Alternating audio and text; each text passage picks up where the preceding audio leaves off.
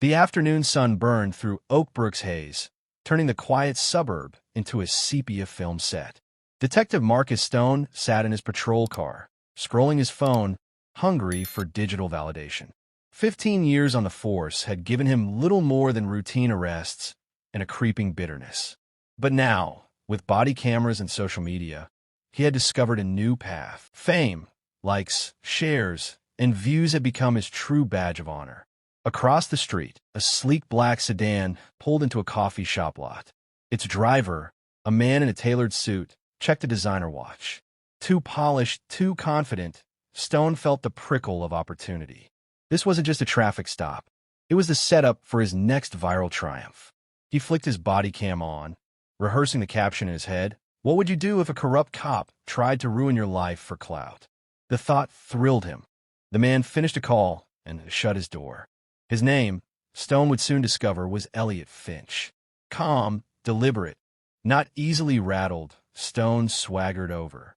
Afternoon. What brings you to Oakbrook? Just passing through, officer. Finch's voice carried no fear. His steady gaze unsettled Stone more than panic ever could. You sure about that? Stone pressed, moving into his space. Finch produced his wallet slowly, showing clean ID, city address, nothing suspicious. But Stone knew the truth mattered less than perception, especially on camera. He directed Finch toward his patrol car, where the angles would be perfect. The script wrote itself: a slick outsider, a watchful cop. Drugs miraculously found. Stone could already see the hashtags trending. Yet Finch did something unusual. He stared into the lens and said a single word: recording. Not a question, but a declaration. Stone brushed it off, blind to the quiet warning. Backup arrived, lights flashing. Onlookers pulled out phones, the perfect audience. Hands behind your back, Stone commanded. Finch complied with eerie calm. Found this in his jacket, Stone announced, producing a small bag of powder he had slipped in moments before. Sleight of hand, flawless for the camera. But Finch didn't flinch. No outrage, no denial, just that same unshakable calm. You want to tell me what this is? Stone asked, holding the bag high. I think you already know, Finch replied quietly, his tone enough to make Stone certainly falter during the ride. Stone studied him in the rear view. Pretty calm for someone looking a hard time, he probed. How long have you been on the force? Finch asked instead. 15 years. What? Just curious. Ever worked federal cases? Stone frowned. What's it got to do with anything? No reason. Finch leaned back, almost relaxed. Tell me about your family, detective. Do they like your methods? Stone's grip tightened on the wheel. That's none of your business. Of course, Finch said, voice even. I just wonder how proud they are. The words sat heavy, echoing like a threat. Stone forced himself to ignore them, focusing on the flashing station lights ahead, and he could see the precinct. He uploaded the arrest video before Finch was even booked. Instantly, the numbers spiked. Likes, shares, comments. Stone bathed in the glow of his moment. Colleagues gathered to watch the metrics soar. Local news called eager for a live segment. This was it, his long-awaited break, but then cracks appeared. The bag of powder vanished from evidence. The clerk swore federal agents had taken it. Paperwork perfect. Authorization flawless. Too flawless. Meanwhile, in the booking booth, Finch made his single call. Stone strained to listen. It's time. Finch said yes. He took the bait perfectly. Send the full team. His words were calm, authoritative, not the voice of a desperate suspect, but of someone running an operation. Stone's stomach tightened. What operation? Who was this man?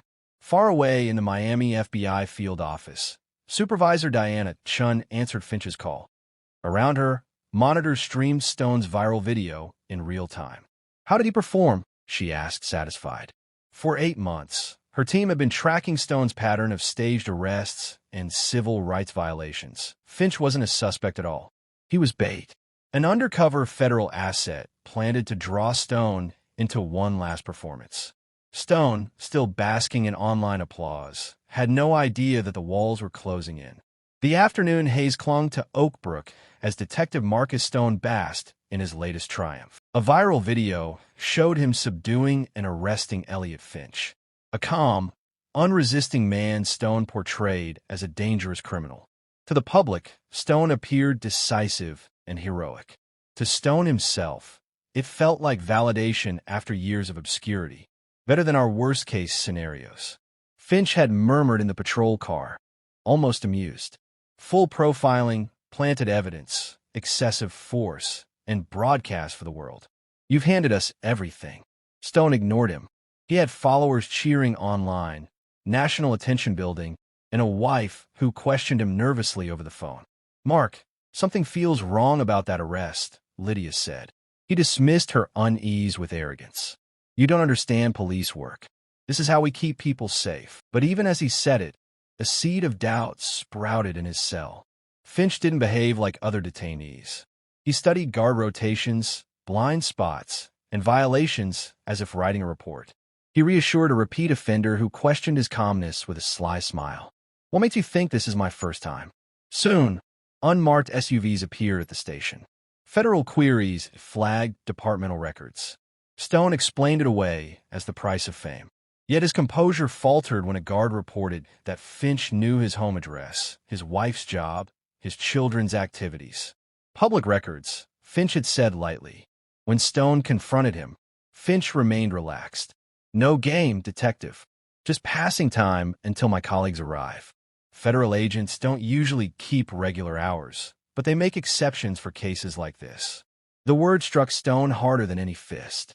And when agents finally arrived after midnight, greeting Finch like an old friend, Stone's illusion began to unravel. The man he humiliated was no ordinary suspect, but Special Agent Elliot Finch, 12 years with the FBI, currently embedded to investigate small-town police corruption. Panic surged through Stone. He made desperate calls to his lawyer, his union, anyone with influence. But each conversation only confirmed his doom. His attorney's voice was grim. "Don't say another word. The video is already evidence." "It's too late." Stone rushed to a computer terminal and searched federal databases. The result froze him. Elliot Finch, Special Agent, FBI, commendations for undercover work, specialized training in corruption probes, a career spanning 7 states. Far more legitimate than Stone's entire resume. His legs buckled. Every racist comment, every moment of brutality, every staged piece of evidence had been recorded by a federal officer whose mission was to expose precisely those crimes. When Stone returned to the cell, Finch no longer looked like a prisoner. "You really should have run my name through NCC," he said softly. "But you avoided it because it would have complicated your neat little story of drugs and arrests and viral fame." "That phone call you answered?" "My field office. They just wanted to confirm you were performing exactly as expected." The reversal was merciless.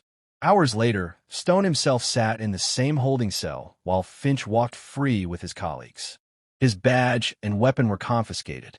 The video, once destined to crown him a hero, now served as Exhibit A in a sweeping federal indictment.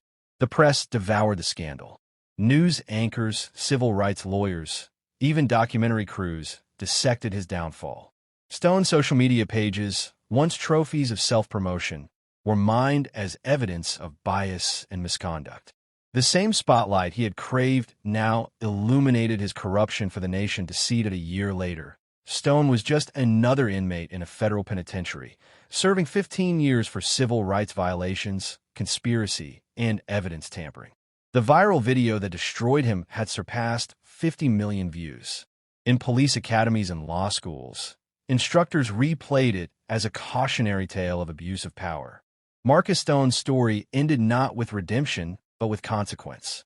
The unavoidable judgment that comes when ambition curdles into arrogance and when every action is preserved in the unforgiving clarity of public record. He had sought fame in darkness, but the light revealed him, and the system he once manipulated demanded payment in full.